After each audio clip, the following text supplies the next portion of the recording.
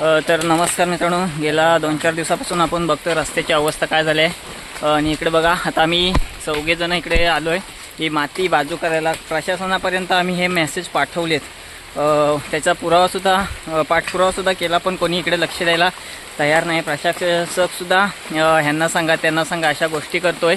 तर हे बघा, आता आम्ही 4 जण आलो, कारण गाडी चढतच नाही, अक्षरशः खूप वांदे झालेत। कोणी पडून मरण्यापेक्षा हे थोडंसं त्रास सहन केलेलं आम्हाला परवडेल। हे बघा, आता आम्ही 4 जण आलो आहे, 3 जण इकडे काम करतायत। आम्ही ती माती थोडीफार साईडला करणार आहोत।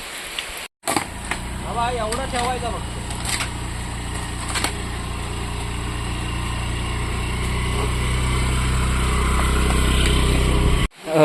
मित्रांनो बघा, भर पावसात आम्ही इकडे ह्या रस्त्याची माती काढायला, जेणेकरून गाड्या इथून सहज वरती जातील अशा पद्धतीने आम्ही हे करायला आलो आहे। बघा, पाऊस पडतोय, पाऊस जोरात चालू आहे आणि त्याच्यातून पण आम्ही हा रस्ता मोकळा करण्याचा प्रयत्न करतो, जेणेकरून गाड्या वरती जातील। शाळेतली मुलं येत असतात चालत, पाय घसरून पडण्यापेक्षा या आम्ही थोडीसं मेहनत करून माती साईडला करतोय। बघा, कारण गाडी इथून चढत नाही। बघा, भर पावसात भिजून आम्ही हे काम करतोय। तर बोलण्यापेक्षा आता थोडा कामाकडे लक्ष देतो, पूर्ण काम क्लिअर झाल्यानंतर आम्ही पुन्हा दाखवतो तुम्हाला। बघाची माती जी बसली ना, आता सुद्धा इथे पाय सरतायत, चालायला नाही जमत आहे।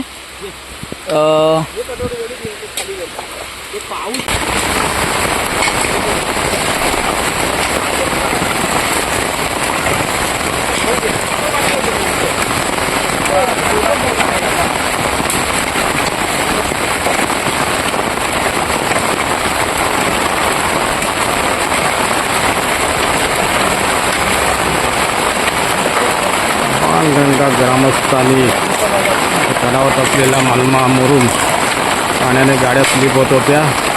आता खर्चाने इथे मेहनत करून मालमा बाजूला काढत आहेत।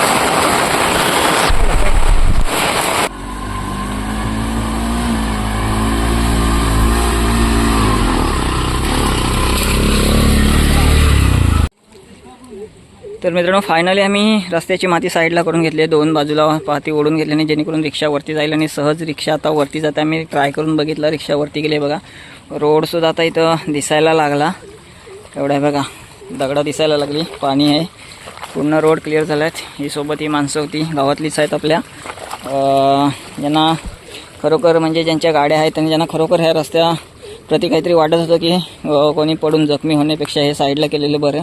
तर मीच पुढाकार घेऊन यांना बोलवून घेतलं। हे बघा, रस्ता क्लिअर झालेला आहे, आता वरती जाण्याचं काही आमचं टेन्शन नाही, गाडी एकदम व्यवस्थित वरती जाणार आहे।